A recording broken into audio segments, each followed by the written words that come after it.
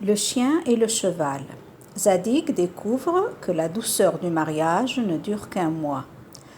Azora, devenue trop difficile à vivre, fut répudiée par Zadig, qui décide de chercher son bonheur dans l'étude de la nature.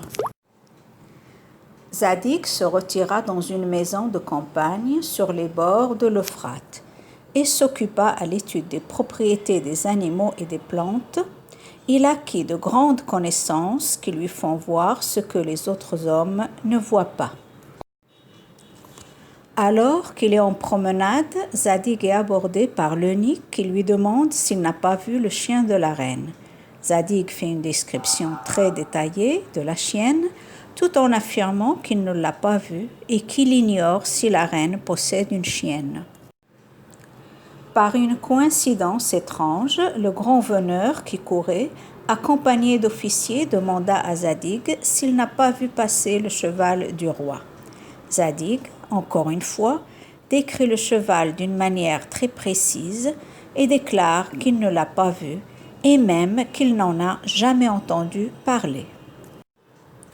L'eunuque de la reine et le grand veneur crurent que Zadig a volé le cheval et la chienne. Ils le conduisirent devant le grand Desterham, qui le condamna au knout et à l'exil. Mais comme on retrouva le cheval et la chienne, les juges réformèrent leurs arrêts, mais Zadig fut condamné à payer 400 onces d'or pour avoir dit qu'il n'avait point vu ce qu'il avait vu. Après avoir payé une amende, on permit à Zadig de plaider sa cause. S'adressant aux juges d'une manière très respectueuse, il leur expliqua comment, grâce à sa connaissance et sa sagacité, il a réussi à savoir tous les détails qu'il leur a donnés concernant la chienne, rien qu'en observant les traces laissées par l'animal sur le sable. La même démarche, observation et déduction, ont été utilisées pour savoir que le cheval est passé par l'endroit où se trouvait Zadig. Les marques des fers, la poussière des arbres, les feuilles nouvellement tombées, le frottement contre la pierre de touche, tous ces éléments bien observés ont permis à Zadig de conclure que le cheval est passé par cet endroit.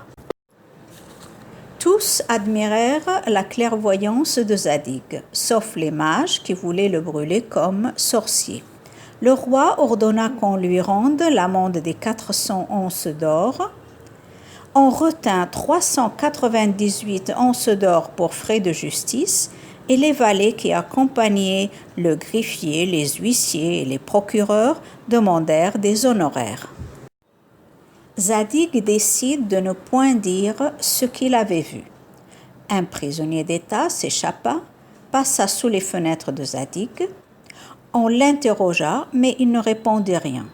On lui prouva qu'il était à sa fenêtre au moment de la fuite du prisonnier et on le condamna à 500 onces d'or pour ne pas avoir dit ce qu'il avait vu.